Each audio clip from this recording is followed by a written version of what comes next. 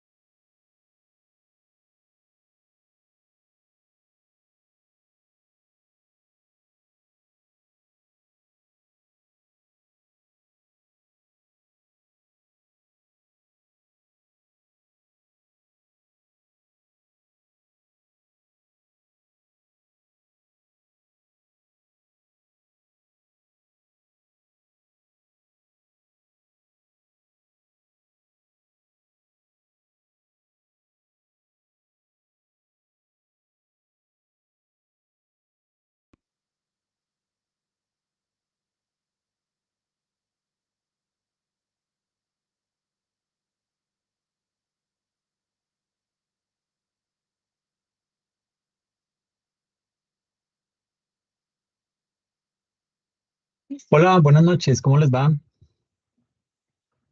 Hola, profe, ¿cómo estás? Muy bien, ¿y a ti qué tal? Todo muy bien, muchas gracias, Lucy. Saludo por aquí también a Sydney, a Lady, a Carlos, Sebastián, ¿cómo les va? Hola, profe, Profe, muy buenas gracias. noches, bien.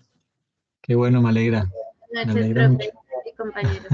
Buenas noches, profesor, muy bien, señor. Buenas noches, compañeros. Ok, qué bien.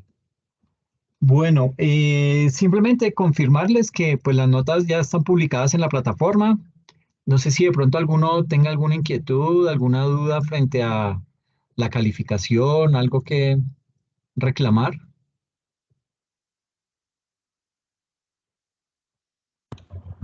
No, señor, hasta el momento todo muy bien. Gracias a Dios. Ok, ok, perfecto. Listo. Entonces, digamos que esta es una sesión continuación de la que estábamos, de la que iniciamos la vez pasada, en donde pues veníamos hablando acerca de una serie de elementos que hacen parte de ese componente de estrategias financieras, ¿ok? Eh, y digamos que en ese orden de ideas habíamos hablado en muchos aspectos de... Ay, espérame esto, ¿por qué no?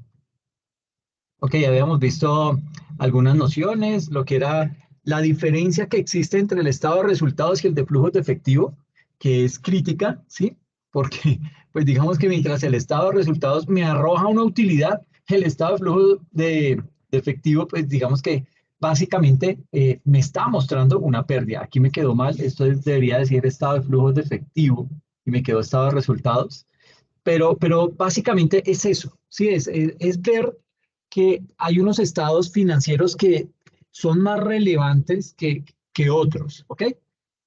Y precisamente, pues digamos que hoy vamos a hablar de varios aspectos que tienen que ver con esta temática, en donde pues vamos a mirar algunos conceptos base y miraremos también los análisis que habíamos hecho ahí de algunas empresas y habíamos dejado cuatro preguntitas, que pues hasta el momento ninguno las ha respondido, pero pues se las dejo ahí planteadas de todas maneras por si alguien las quiere responder. Y hoy entonces vamos a hablar acerca de unos conceptos básicos o unos conceptos base que debemos tener claros en estrategias financieras. ¿Qué conceptos base? Pues obviamente lo que es un balance general y su estructura financiera. Bueno, balance general que es el mismo estado de situación financiera. Hablar también acerca de lo que es el estado de resultados, el estado de flujo de caja, lo que es la rentabilidad y lo que es el apalancamiento. ¿Listo? Entonces, digamos que sobre estos temas va a versar nuestra sesión. Y básicamente tenemos que mirar, pues, cuál es la estructura financiera o qué es eso de estructura financiera, ¿ok? Eh, Cuando hablamos de esa estructura financiera, pues básicamente tenemos este componente, tenemos unos activos corrientes, tenemos unos activos fijos, esos activos fijos se dividen entre activos tangibles e intangibles, y básicamente esto me arroja una sumatoria que me da el valor total de los activos, ¿ok? Y lo mismo pasa al otro lado de la ecuación. Es los pasivos corrientes, vamos a tener una deuda a largo plazo y todo lo que compone el capital contable de los accionistas, que la sumatoria de esto me da lo que se conoce como el valor total de la empresa para los accionistas, ¿ok?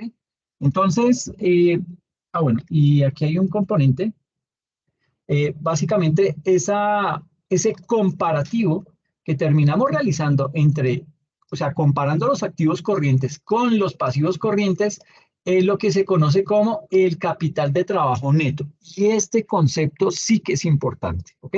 Pero vamos a enfatizar un poco más de ese concepto más adelante, ¿listo? Digamos que la estructura nos dice básicamente cómo es que se financia todo lo que ya tenemos, ¿ok? Y aquí viendo la imagen, tenemos que a mano izquierda está todo el componente de, eh, digamos que está todo lo que le pertenece a la empresa, ¿ok? Los activos circulantes o los activos corrientes, que corresponde a todos los activos de corto plazo que son muy líquidos. Por ejemplo, lo que tiene que ver con el efectivo y equivalentes al efectivo, las cuentas por cobrar, los inventarios, de pronto algunas inversiones que están próximas a vencerse, es decir, en un plazo no mayor a 90 días, esas inversiones pasan a ser parte de estos activos corrientes, ¿ok? Y también tenemos todo lo otro eh, que nos permite básicamente desarrollar nuestro objeto social y por ende, digamos que poder generar ganancias. Es decir, tenemos los activos no corrientes que lo conforman básicamente todo el conjunto de lo que es la propiedad, planta y equipo, y obviamente los intangibles. Ahora, ambas cosas, tanto los activos corrientes como los no corrientes, se financian de alguna parte. O sea, eso no salió pues de la nada. Eso, si bien es cierto, hubo un aporte de socios y con esto pues se compraron algunas máquinas, se compró de pronto algún terreno, alguna bodega, algunas oficinas, etcétera, etcétera. Pues digamos que eso salió de algún lado, ¿ok? Entonces, en ese orden de ideas, eh, digamos que ya nos aparece lo que es la parte derecha de la diapositiva y es ahí en donde tenemos eh, todo aquello que nos indica cómo es que se financia lo que está en la parte izquierda. Es decir, aquí en esta parte izquierda tenemos todo lo que nos indica cómo se está financiando para poder obtener este componente de la parte derecha. ¿Listo? Y eso, pues básicamente esta parte izquierda es todo lo que debemos. ¿Ok? Esto es la deuda. ¿Ok? Perdón, pero es que escribir con mouse es feísimo. Entonces, ahí, digamos que esa es más o menos la estructura, sobre todo de un estado de situación financiera.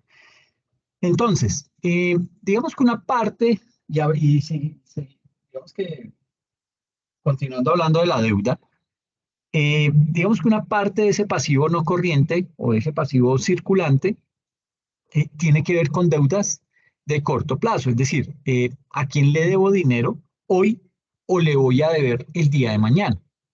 Y otro caso es el de los proveedores, ¿sí? Cuando un proveedor me vende, por ejemplo, un agricultor, y sucede que él me surte las semillas que yo necesito, y digamos que este agricultor me las vende a un plazo, qué sé yo, Me da un plazo de pago de 40 días. Es decir, tengo un crédito con ese agricultor por un plazo de 40 días. Por ende, ¿qué tengo yo ahí?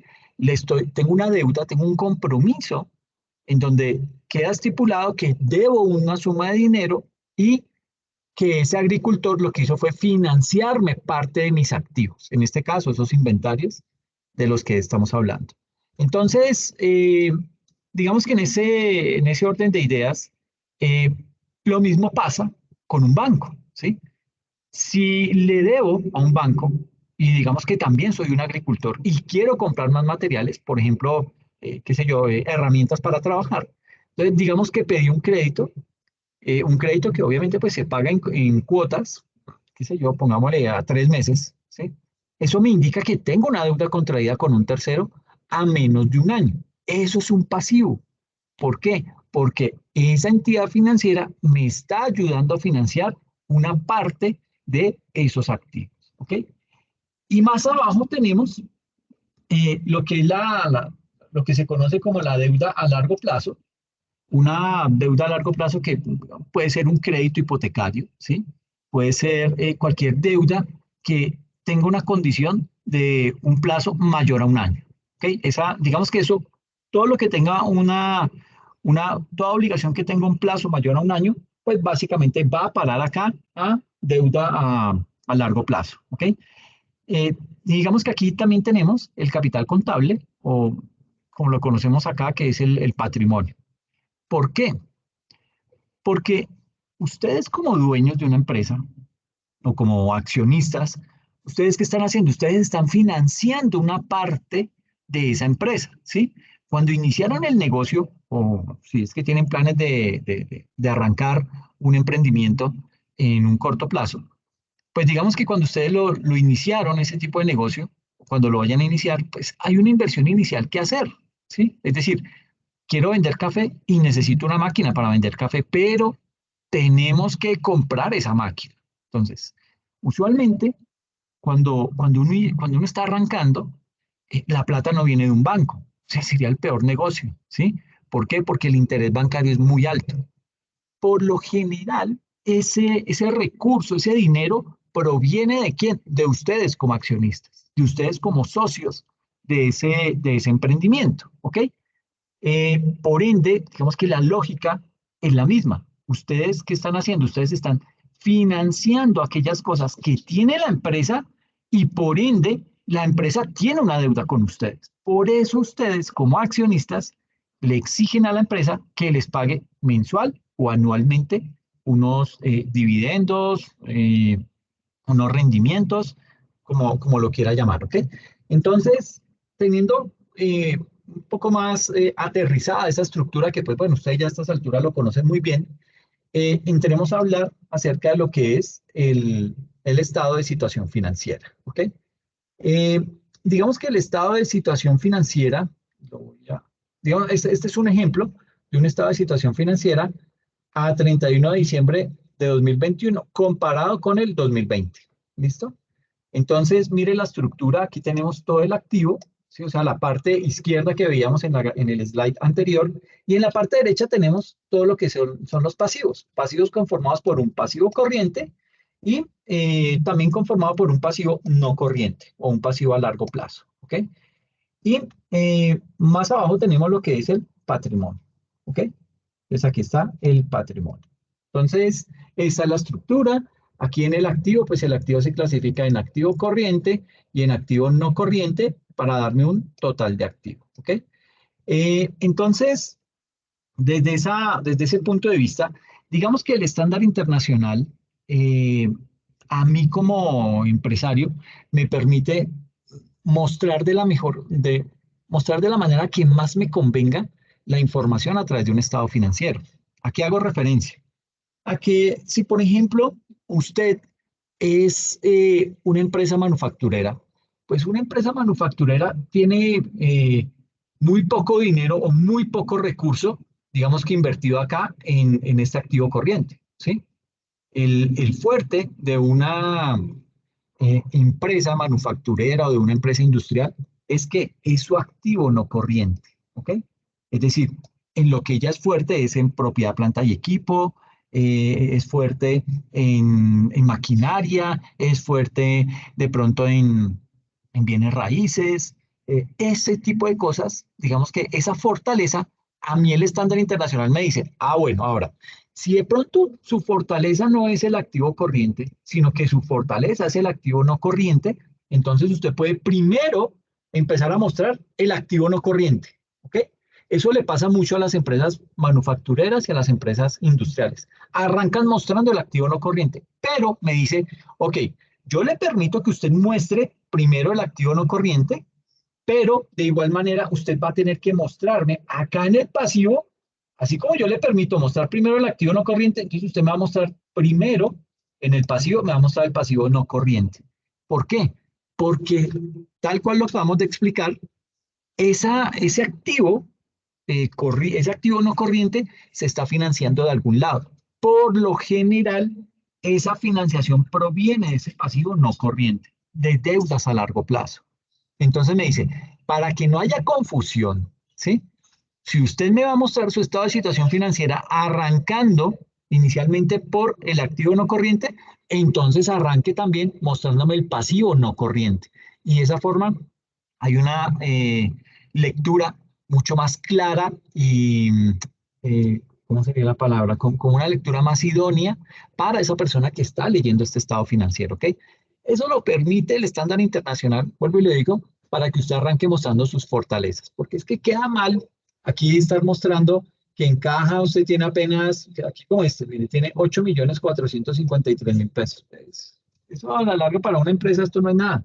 8 millones en bancos sí, pues ya se le ve que es más robusto. Tiene 5.000 millones, en cuentas de ahorro tiene 4.000, en inversiones CDTs equivalentes al efectivo, es decir, que tienen un plazo de vencimiento menor a 90 días, por eso está acá dentro del efectivo y equivalente al efectivo, es decir, dentro del activo corriente. 5.000 millones, inversiones en derechos fiduciarios 3.600 y efectivo de uso restringido 11.000 millones. Entonces, esto me da un total de efectivo equivalente al efectivo de 29.000 millones. No es una suma despreciable, ¿sí? Mientras que si yo miro acá mi activo no corriente, ¿alguien quiere comentar algo?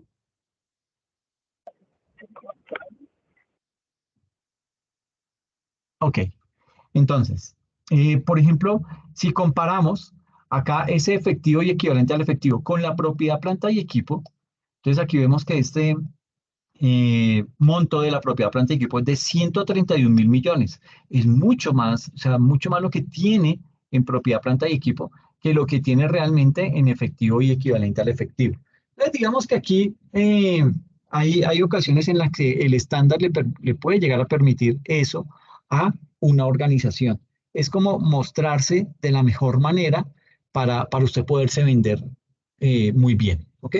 Entonces, digamos que el estado de situación financiera, ¿qué hace realmente ese tipo de estado? Pues básicamente nos muestra esa información, obviamente información financiera, ¿en función de qué? En función de su liquidez, es decir, los activos, que es lo que yo tengo, se muestra siempre en función de lo que es más fácil de transformar en dinero, es decir, de arriba hacia abajo. Y mientras más abajo esté, más difícil es convertirlo en dinero. Por eso, por acá está la propiedad, planta y equipo, ¿sí? Bien abajo en este componente, porque es lo más difícil de convertirse en dinero. Al igual que los activos intangibles. ¿Por qué? Porque aquí en activos intangibles tenemos licencias, programas de computador, derechos, depreciación y amortización acumulada, etcétera. Es decir, tenemos ahí una serie, bueno, y acá en otros activos tenemos unos bienes de arte y cultura, ¿sí? Y todo un tema de depreciación. Entonces, digamos que entre más abajo esté dentro de ese componente del activo, esas cuentas son más difíciles de convertirse en dinero, ¿ok? Ahora, digamos que aquí en esta parte derecha, donde está todo lo que es el pasivo, eh, digamos que la estructura, bueno, ese pasivo es eso, es esa estructura que financia todo lo que tengo y se ordena de arriba hacia abajo también. ¿sí? Entonces, si arranca usted por el activo corriente, acá en el pasivo tiene que arrancar por el pasivo corriente. Si arranca de pronto con el activo no corriente, debe arrancar también con el pasivo no corriente. ¿Listo? Entonces, básicamente, esta estructura que tenemos acá en este ejemplo, entonces arrancamos por el activo corriente, entonces continuamos con el pasivo corriente. ¿Y por qué estamos mostrando el pasivo corriente? Porque lo estamos haciendo también en términos de la exigibilidad de la deuda, es decir, ¿qué es lo que tengo que pagar primero? Entonces, si tengo deudas que son, qué sé yo, de un mes, ¿sí? Van a estar más arriba, como por ejemplo un proveedor, ¿sí? Si tengo que pagar un crédito a menos de un año, eh, puede que esté un poquito más abajo de ese proveedor, ¿sí? Y si ya tengo que pagar a 5 años de plazo, pues esa cuenta o esa deuda como tal, pues va a estar mucho más abajo. Y al final siempre va a estar el patrimonio o ese dinero que, con el que los dueños decidieron iniciar ese proyecto, ¿sí? El patrimonio es básicamente el dinero de los dueños. ¿Por qué? Porque son los últimos en recibir dinero. Era lo que les mencionaba al inicio de las metas de la administración financiera. ¿Okay? Cuando les decía que siempre la utilidad a distribuir es lo último que se calcula en una organización. ¿Por qué? Porque yo primero tengo que dedicarme a pagar lo que debo, ¿sí? Y una vez ya terminado de pagar todas esas obligaciones que me corresponden durante ese periodo, más haber hecho la provisión del impuesto sobre la renta, ahí yo ya puedo decir, ah, bueno, me quedó un remanente. Que pueda ser pequeño, mediano, grande ese remanente, no importa, pero eso se puede ya distribuir dentro de los socios. Entonces, mire que a los socios les toca, son los que invierten, son los que se arriesgan realmente, los que ponen el capital y son los últimos a los que se les reconoce esa parte de esa utilidad. Entonces, y aquí ya como para cerrar el tema de este estado financiero, quiero mencionar es que no hay que olvidar que un estado de situación financiera o como se le decía anteriormente, un balance general, es básicamente una foto de un momento, ¿sí? Es, yo, yo le hago el paralelo con eh, ¿cómo es? Un acta de función, ¿sí? Y usted va a decir, pero ¿cómo así un acta de función? Sí, porque me está mostrando un pasado, una cosa que yo ya no puedo arreglar, ¿sí? Entonces, un acta de función, ¿usted qué puede hacer? No, ya no lo puede llevar al médico, al paciente, ya no hay arreglo ahí. ¿Por qué? Porque la persona ya se murió. Eso pasa con una estado de situación financiera. Es una foto de algo que ya pasó, de un histórico, que realmente usted ya no tiene margen de maniobra para poder hacer algo que le permita corregir algo que hizo mal en ese periodo. Entonces, ahora, no es del todo malo. O sea, yo sé que es exagerar cuando hago el paralelo con un acta de función, pero digamos que de ahí sí se puede sacar mucha información que me permite de pronto evitar caer en errores, ¿sí? Me permite proyectarme, me permite prever situaciones. Entonces, digamos que pues no es del todo mala, pero sí partamos del hecho que es una foto de un evento que ya pasó, de un acto histórico, ¿ok? Y cuando es una foto de un acto histórico, pues yo ya no tengo margen de maniobra, yo ya no tengo nada que hacer ahí, ¿ok?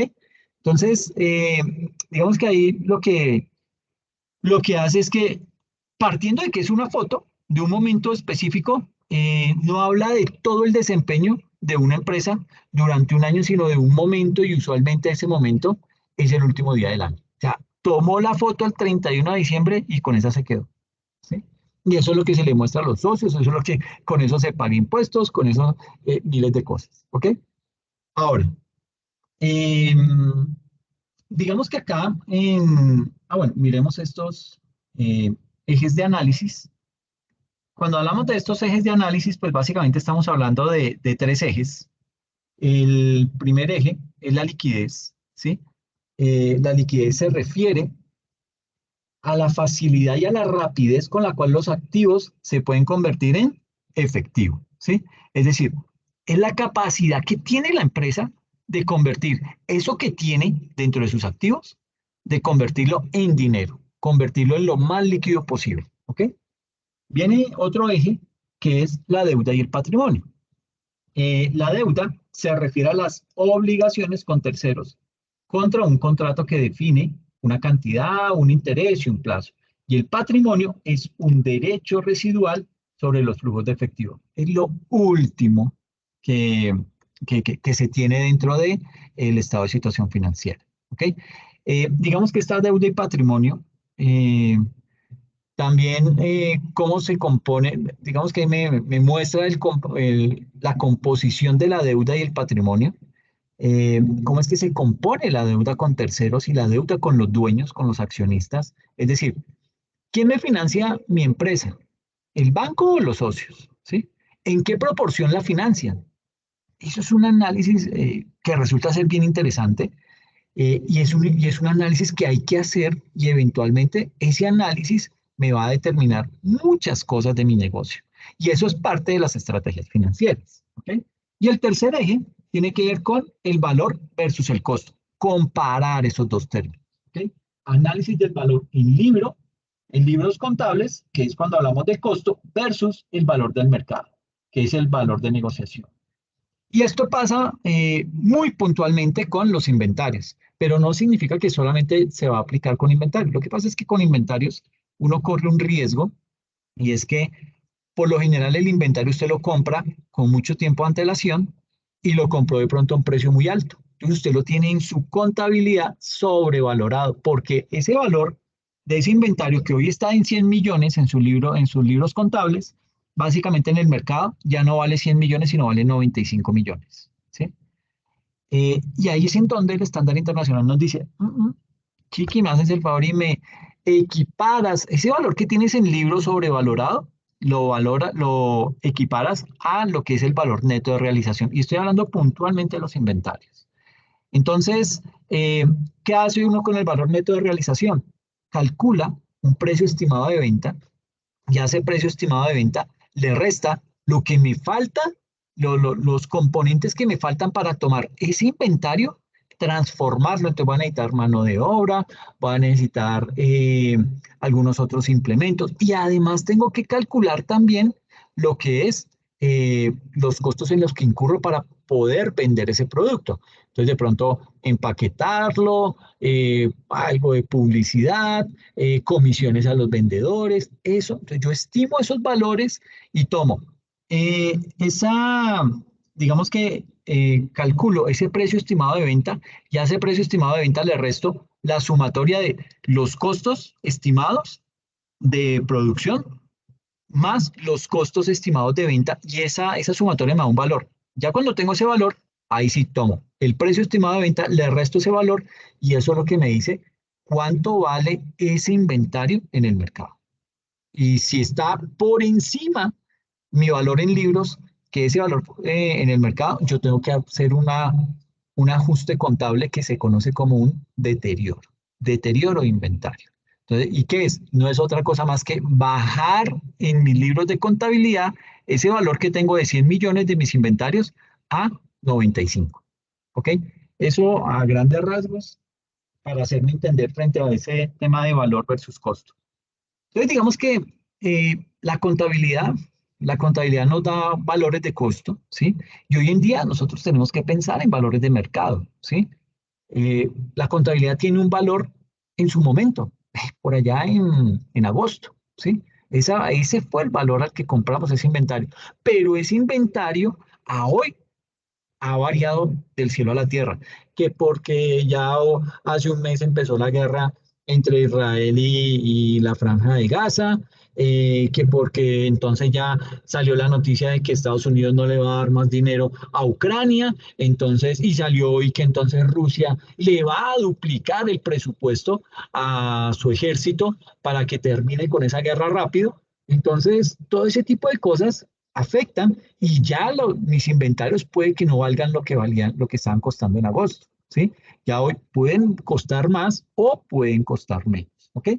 Entonces, básicamente, lo que quiero decir es que si tenemos algo que nos costó 100 pesos, en realidad el valor real que tiene es el valor que yo lo puedo negociar en el mercado, ¿ok? Si tengo un auto que hoy vale 50 millones, pero eh, que hoy digamos que está valorado en 65 millones. Tengo un auto que lo compré en 50 millones, pero por cosas de la vida porque hay escasez de autos nuevos y entonces los carros antiguos se están valorizando. Entonces, ese vehículo que yo compré en 50 y hoy vale 65 millones, pues en el fondo ese vehículo hoy vale los 65 millones y no los 50 millones que yo tengo en mi estado de situación financiera. Eso es básicamente lo que quiero dejar claro con estos ejes de análisis, ¿listo?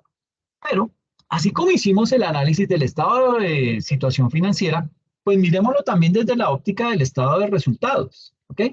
Y desde esa óptica hay que tener en cuenta que pues básicamente el estado de resultados es tomar los ingresos y restarle el costo más los gastos. Y eso me da la utilidad o ganancia, ¿ok?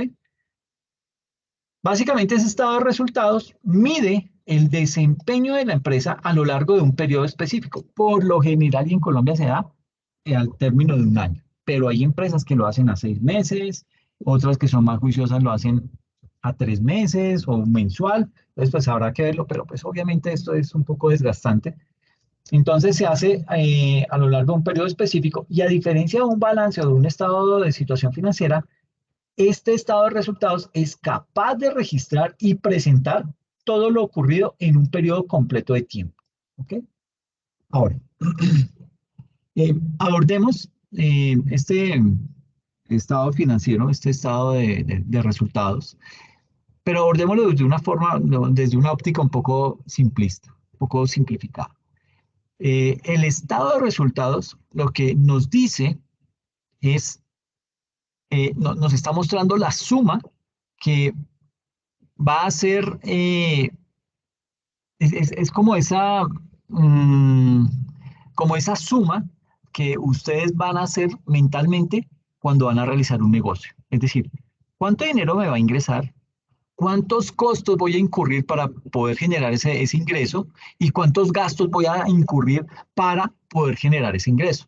Y al final de esas sumas y restas, me queda algo. Eso es lo que se conoce como la utilidad. Me queda ese componente en dónde? En el bolsillo, por ponerle un nombre. Entonces, esa es la cuenta tradicional que uno hace. Y eso es lo que nos menciona el estado de resultados. Obviamente con una apertura, digamos que un poco más compleja, pero en el fondo lo que habla ese estado financiero es del desempeño de la empresa a lo largo de un periodo de tiempo, ¿sí? Y como les digo, a diferencia del estado de situación financiera o del balance general, eh, que pues el balance general o el estado de situación financiera era una foto, el estado de resultados sí nos habla del desempeño, usualmente de un lapso de tiempo que es un año, de nuestra organización. ¿Y cuál es la estructura de un estado de resultados? Pues es esta, ¿ok? Eh, Básicamente acá tenemos el estado de resultados. Aquí también lo tenemos de enero a diciembre del 2021 y lo comparamos con el 2020. ¿Sí? Aquí está enero 2021, enero 2020, enero diciembre 2021 a enero diciembre 2020. Y obviamente pues aquí tiene un componente de análisis en donde pues se miran una serie de variaciones y esto le da luces a la persona que está leyendo ese estado financiero. Como, ay, ¿por qué tuvo un incremento del 99,75? ¿Qué fue lo que pasó? Ah, sí, creció nuestro número de ventas, ya estamos vendiendo en otras ciudades, en fin, puede tener una explicación ese tipo de objetivos. Ahora, aquí falta, aunque digamos que aquí está el mencionado las notas a los estados financieros, pues aquí no hay ninguna en el estado de resultados, eh, pero no me acuerdo si en el balance, me voy a devolver, perdón, aquí en el balance, wow, tampoco está, no tiene ahí ninguna nota, pero todos los estados financieros, digamos que deben tener sus respectivas notas a los estados financieros con el propósito de, digamos que dar un poco más de información frente a algunas transacciones, ¿sí? Eh, ¿Qué tipo de información? Por ejemplo, si la gerencia eh, ha logrado cumplir con la hipótesis de negocio en marcha, es decir, que va a poder seguir desarrollando su objeto social el próximo año o los próximos 2 años, ¿sí? ¿por qué se hace esa hipótesis de negocio en marcha? ¿O por qué se hace el análisis de esa hipótesis de negocio en marcha? Porque acá en Colombia las cosas cambian muy rápido, ¿sí? No sé si han escuchado el término de inseguridad jurídica. La inseguridad jurídica, pues básicamente es el cambio de reglas de juego, ¿sí? De un año a otro. Entonces, yo vengo, soy extranjero, traigo mi plática, la invierto acá en Colombia con unas reglas de juego que me están aplicando en el momento, pero fácilmente las reglas cambian el próximo año. Y eso que yo hacía cuentas que me iba a ganar, ya no es lo que me voy a ganar. Voy a dejar de ganar algo más. Entonces, esa inseguridad jurídica, y no solamente con el dinero de los extranjeros, eso le pasa con el dinero de todos los accionistas de una organización. Usted tiene unas expectativas, pero después el gobierno le va cambiando esas expectativas, ¿ok? Porque hizo una reforma tributaria en donde ustedes van a tener que pagar más impuestos, van a tener que, no les van a reconocer algún tipo de costo o gasto. Entonces, eso va a lesionar al final la utilidad que se van a tener que repartir entre los socios. Entonces, digamos que son unos componentes que vale la pena tener muy en cuenta. Y volviendo acá entonces al estado de resultados, digamos que eh, pues no vamos a profundizar en cada uno de los conceptos porque pues ustedes ya los conocen, pero sí me interesa que a grandes rasgos sepan que al menos tres líneas dentro de este estado de resultados son las claves y que ustedes puedan ver y que ustedes sepan a dónde tienen que apuntar. Y en ese orden de ideas, el primer segmento, digamos que es el margen de contribución, ¿sí? O el margen de explotación, es decir, la primera línea de ganancias, o sea, yo vendí, ¿sí? Por haber vendido, tuve un costo asociado a la venta, ¿sí? Tuve que pagarle a un proveedor, tuve que pagar a unos empleados, ¿sí? Entonces, digamos que ese costo está asociado a la venta. Entonces, digamos que es como la primera cuenta, ¿sí? Entonces, ¿qué pasó? Vendí, póngale que 1.000.000 de pesos. Y para producir esos bienes que vendí, tuve que incurrir en unos costos y gastos de 900.000 pesos. ¿Ok? Entonces, vendí 1.000.000 y gasté, y entre costos y gastos me suman 900.000 pesos. ¿Qué me indica eso? Que tuve una ganancia de 100.000 pesos. Eso es lo que conocemos como el famoso margen de contribución.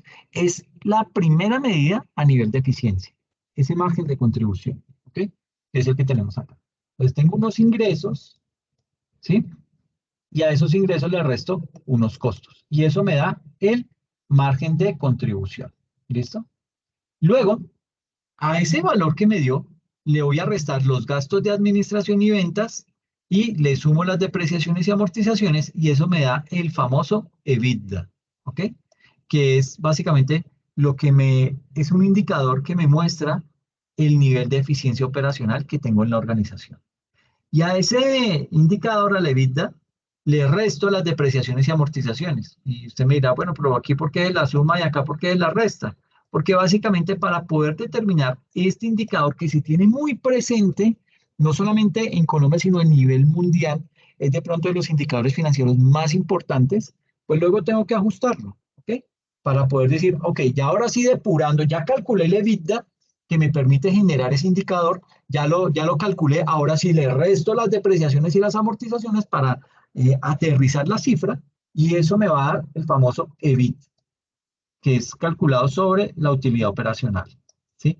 Y a ese subtotal le sumamos o le restamos los ingresos o gastos no operacionales y vamos a tener acá una utilidad antes de intereses e impuestos, que es la famosa UAI, utilidad antes de intereses e impuestos, y le restamos unos gastos financieros, ¿ok?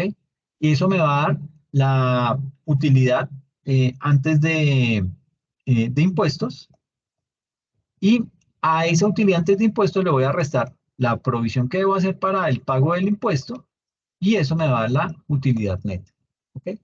Entonces, digamos que el primer componente del que les estaba hablando.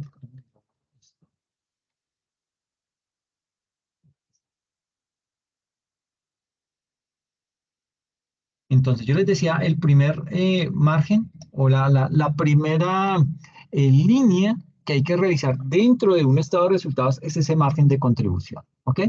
Saber cuánto fue lo que vendí y cuánto me costó vender esos bienes, cuánto me costó producir esos bienes para obtener algo de utilidad. Y eso es lo que me muestra los ingresos menos los costos, me da el margen de contribución. El segundo componente que hay que tener en cuenta en ese estado de resultados es el EBITDA, ¿ok? Que mide la eficiencia operacional. Ese EBITDA también se conoce como la ganancia operacional, ¿ok? Entonces, ese indicador, el EBITDA, habla de la eficiencia de la operación, es decir, una vez que ya les quedó el dinero en el bolsillo, después, ¿qué hacemos? Pagamos los gastos de administración que son indirectamente relacionados a la operación y con eso ya tenemos una primera idea de capacidad de generar flujos. ¿Sí? Aquí nos estamos simplemente tomando ese margen de contribución y ya le resté, ya previamente le he restado los costos y aquí le estoy restando los gastos, pero le estoy sumando las depreciaciones. Y eso me da este indicador. Luego que lo he calculado, le resto ese valor de depreciaciones y amortizaciones. ¿Ok? Entonces, ¿esto qué me permite? Me permite, en primera instancia, tener una capacidad, o sea, medir la capacidad que tiene la organización de generar flujos de efectivo.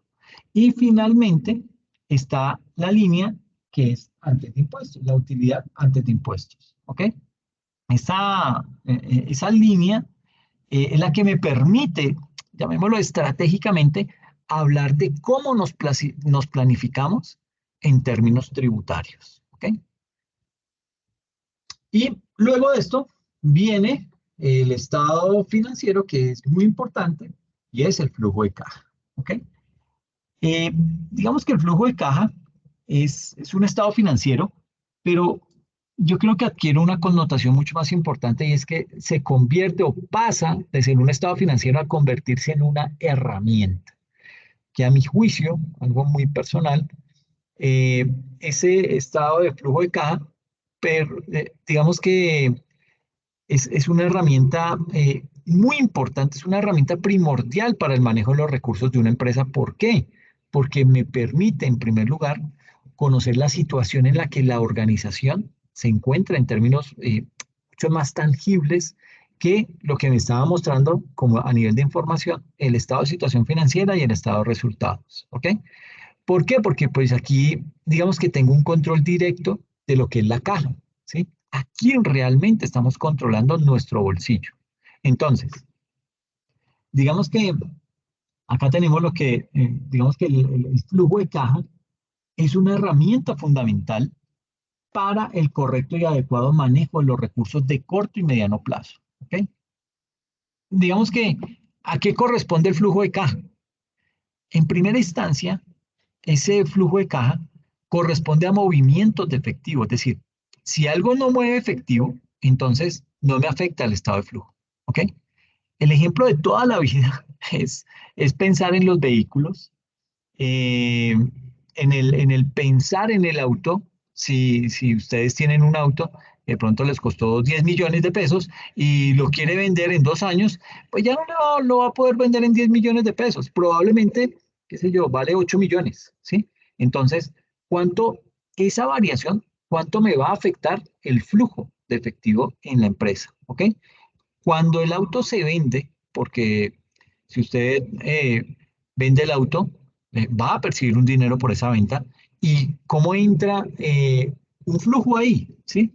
Entra un dinero en efectivo en la cuenta de ustedes, ¿sí? Eso entra, eh, digamos que eso entra al flujo, pero si usted no vende el auto y sigue perdiendo valor teórico, porque en la medida en que usted tenga la propiedad de ese vehículo, pues cada vez se va a ir perdiendo valor. Eso es una pérdida de valor teórica, ¿sí? Eso va a afectar los estados, eh, eso va a afectar los estados, digamos que eventualmente va a afectar un resultado y un estado de situación financiera o un balance general, pero eso no me va a afectar el flujo de caja. Eso es importante tenerlo en consideración. ¿Por qué? Porque es que el flujo de caja solamente mide hechos reales, ¿ok? Cosas que realmente me afectan la caja. ¿Listo? Entonces, dado lo que acabamos de explicar, ese flujo de caja solo corresponden a movimientos de efectivo y no de otras figuras contables como la pérdida de valor de un vehículo, por ejemplo. Entonces, esto, esto nos permite ver en dónde estamos parados. Es decir, ¿será que tengo la capacidad de operar o no tengo la capacidad de operar? ¿Por cuánto tiempo tengo esa capacidad? Particularmente van a poder ver con esta herramienta de flujo de caja si estoy en números rojos o estoy en números, qué sé yo, verdes o azules, dependiendo del color como lo maneje. Pero digamos que eso me va a permitir también poder determinar cuántos meses tengo, durante cuántos meses vengo arrastrando números rojos, ¿sí? ¿Qué debo hacer para no tener más esos números rojos en mis estados financieros, en mi estado de flujo de caja? Yo creo que dentro de nuestra operatividad diaria, o puede ser una operatividad semanal o mensual, esa es la pieza clave, ¿sí? Todos los anteriores estados y herramientas son todas muy importantes, pero para poder tomar decisiones rápidas, para poder de verdad salvaguardar la continuidad de una empresa, el estado de flujo efectivo es fundamental. Y perdonen que les vuelva a reiterar que sea tan insistente en el tema, las empresas quiebran o entran en insolvencia por flujos de caja, no por rentabilidad. Si no manejamos correctamente ese flujo efectivo, vamos a tener problemas y problemas bien importantes. Entonces, el punto de control para un flujo de caja bien construido son los saldos en la cuenta corriente de la empresa, ¿sí? Como tip final, al menos por el lado de este estado de flujo de caja, lo que sí deben tener en consideración es que acá el punto de control es la cuenta corriente. Es decir, un buen flujo de caja debería conversar directamente con nuestra cuenta corriente. Si es que tenemos, en teoría, una sola cuenta corriente.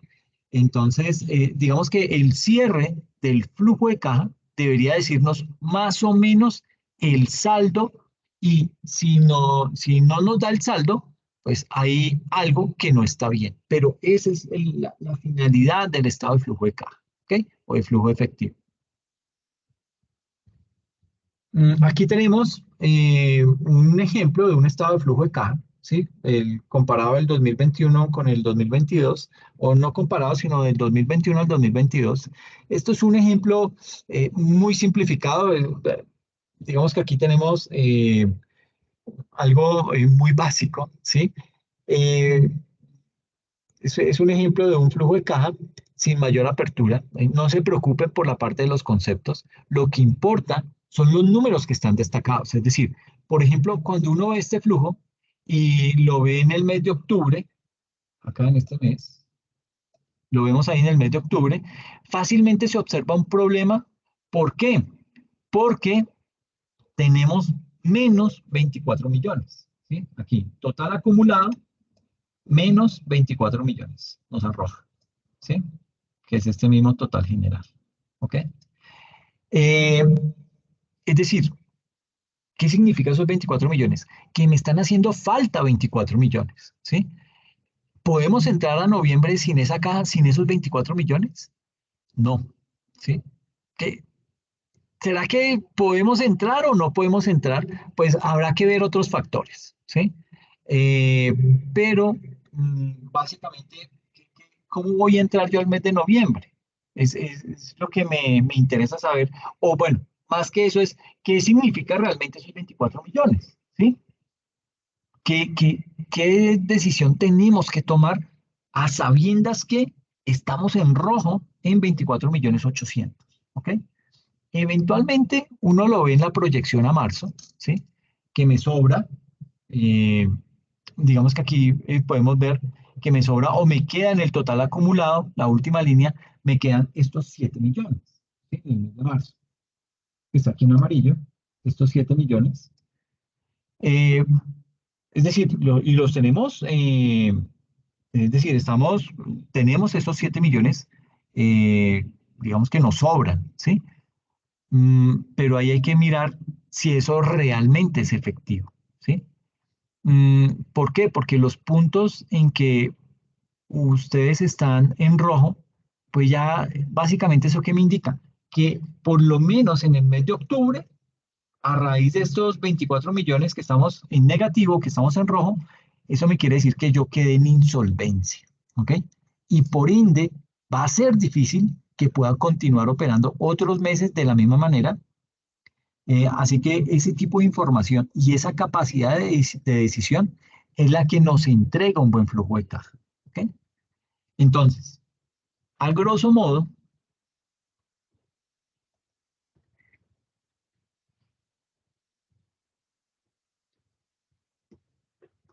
¿qué es la rentabilidad? ¿Sí? Pues la rentabilidad señala básicamente la eficacia con la que las empresas usan sus activos. ¿Qué quiere decir eso de que las empresas usan sus activos? Eso quiere decir que las cosas que tienen y además la eficiencia con la que las están administrando esas operaciones, eso es lo que me va a dar un componente de lo que es la rentabilidad. Y aquí vale decir que si me compro una máquina que me va a producir algo, si yo soy capaz de producir lo suficiente como para generar ganancias con esa máquina, estoy siendo rentable, ¿sí? Eso es la rentabilidad. Ahora, hay algunas razones financieras para que las tengan presentes porque esas razones que hacen nos permiten medir la capacidad que tiene la empresa de crear esa rentabilidad y también usualmente esto se usa para compararnos con terceros. Entonces aquí dentro de esas razones financieras relevantes tenemos lo que es el margen bruto, el margen EBITDA, el margen neto, el ROE, el ROCE, el ROA. Entonces, vale la pena que indaguen acerca de este tipo de indicadores financieros, cómo se aplican, cómo se calculan, con el propósito de tener una visión mucho más amplia, porque esto se necesita básicamente para poder determinar la rentabilidad en las organizaciones. Y si hay rentabilidad y estamos en capacidad de medir esa rentabilidad, entonces entramos al siguiente punto y es el apalancamiento. ¿Ok? ¿Qué es eso del apalancamiento? ¿O qué es el endeudamiento? ¿Sí? Digamos que el nivel de apalancamiento tiene como finalidad eh, indicarnos qué capacidad tenemos como organización de poder cumplir y satisfacer con nuestras obligaciones financieras. Y cuando hablo de obligación financiera, estoy hablando de una deuda que pudo ser contraída por la empresa, y esa deuda que hemos contraído puede ser con un tercero, llámele un banco, que si yo, puede ser con una aseguradora, puede ser con los dueños, ¿sí? La pregunta es, ¿tenemos como empresa la capacidad de cumplir con esas obligaciones? Eso es lo que nos señala el apalancamiento. Por lo tanto, el apalancamiento, ¿qué termina siendo? Otro indicador, pero un indicador que nos permite determinar si somos o no somos solventes, ¿sí? Si tenemos una probabilidad de insolvencia y qué podemos hacer para poder disminuir ese riesgo de insolvencia, ¿ok? Entonces, el nivel de apalancamiento tiene como finalidad básicamente señalarnos la capacidad de la empresa para qué, para poder satisfacer sus obligaciones o sus deudas de corto y de largo plazo. Y aparte, me muestra también unas razones financieras relevantes, que es la razón de deuda total y la razón de cobertura de efectivo, es decir, otros indicadores financieros que en la medida en que yo los voy aplicando y los voy calculando, me permite, digamos que ir teniendo más herramientas para medirme y sobre todo para compararme con un tercero, ¿ok? Al igual que la sesión pasada, les voy a dejar para reflexionar algunas preguntas. Primero, quiero que piensen para las empresas que están desarrollando su objeto social. Entonces, la primera pregunta es, ¿qué inversiones de largo plazo necesita mi empresa para seguir creando valor a esos dueños de la empresa, a esos accionistas, a esos propietarios, que vuelvo y digo, son los que están arriesgando su patrimonio? ¿Ok? ¿Por qué? Porque esas inversiones usualmente son de largo plazo, ¿sí? Y usualmente son de gran envergadura, son de gran monto. Entonces, habrá que preguntarnos ¿Qué inversiones de largo plazo necesita mi empresa para poder seguir creando valor a esos accionistas? Segundo, ¿cómo se financian esas inversiones? ¿Cómo las vamos a financiar? ¿Van a tomar una deuda a corto plazo o van a ir a un banco y pedir un préstamo de largo plazo? ¿Cómo se va a financiar eso? ¿Van a pedirle a un inversionista que les financie ese proyecto? ¿Cómo afecta cómo afecta esto a su estructura organizacional? ¿Cómo nos afecta que quien financie esa compra sea un banco y esto termine afectando directamente la estructura del capital de la empresa? Es decir, que alguien entre a tomar posesión de la empresa. Eso es un riesgo, pero a veces esos riesgos hay que tomarlos porque sucede que usted no tiene a quién más acudir, entonces le toca acudir a un banco. Otra pregunta es, cómo se deberían administrar las finanzas de corto plazo? ¿Sí? Digamos que son preguntas interesantes porque en el fondo van a definir muchas cosas del futuro de las organizaciones y finalmente los invito a pensar en esto, cómo deberían administrar los recursos en el corto plazo. Las empresas, es decir, ¿qué estamos haciendo hoy para que esa venta de 1 millón de pesos, que me generó un costo de 900 mil pesos, y yo me pueda ganar esos 100.000 pesos, eso se transforme efectivamente en dinero en mi caja? ¿Ok? Insisto, no hay que dar por sentado eso, ya que la acción de cobro es el acto final de todo el proceso de la generación de una venta de sus bienes. Y en la producción hasta las ventas como tal, la venta no termina ahí. Termina cuando tenemos esos ingresos fruto de esa venta. ¿En dónde? En nuestro bolsillo, en nuestra caja. ¿Ok? Mm, ¿Qué capacidad tiene mi empresa de generar ganancias? ¿Sí? Eh, ¿Será que tengo capacidad de generarlas? ¿Sí? ¿De qué depende esa capacidad? Ahora, si genera ganancia, en primer lugar, con esa ganancia, ¿será que soy capaz de cumplir con mis obligaciones inmediatas? ¿A qué nivel? ¿Sí? ¿Hasta qué punto? ¿Qué necesito para poder hacerlo? ¿Cómo bajo el nivel de esa obligación? ¿Ok? Y eso se hace sabiendo o conociendo esa capacidad que tiene la empresa para generar esas ganancias. ¿Ok? Finalmente, ¿qué capacidad tiene mi empresa de generar recursos suficientes para pagar sus obligaciones inmediatas? ¿Y cuánto ahorro hay para el pago anual de impuestos? ¿Ok? Creamos una provisión para eso. Tenemos una provisión que destinamos única y exclusivamente para el pago de esos impuestos, porque si no lo estamos haciendo, ahí nuestra planeación tributaria ya empieza a cojear. ¿Ok? Entonces tenemos que tener esos componentes bien claros, pero poderlos identificar fácilmente en nuestros estados financieros. ¿Listo? Eh, yo creo que dejémoslo acá, la próxima sesión, pero porfa, trabajen ya estas preguntitas, ¿sí?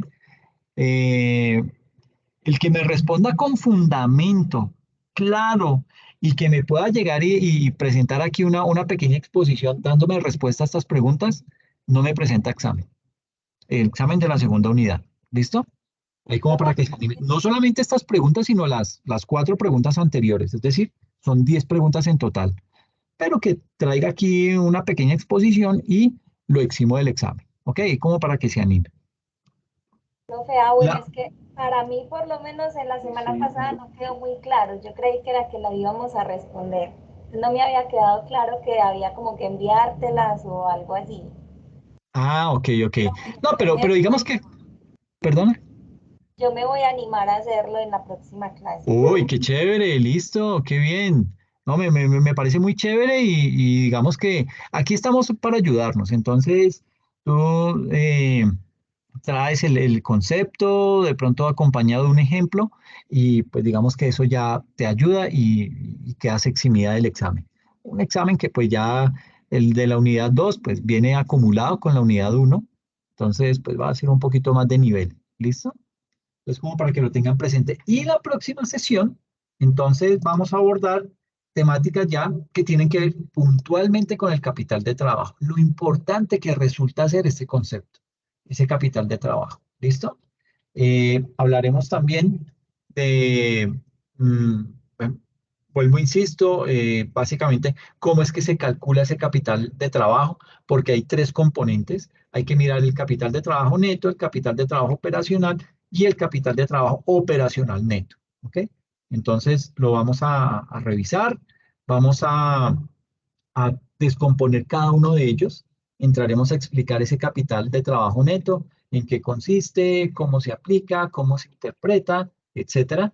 Lo mismo con el capital de trabajo operacional. Entraremos allá a hacer una serie de descripciones y a mirar cuáles son los puntos claves para poder determinarlo. Y el capital de trabajo operacional neto. ¿Listo? Entonces, pues básicamente, yo creo que dejémoslo ahí. No sé si tienen alguna inquietud, alguna duda frente al tema.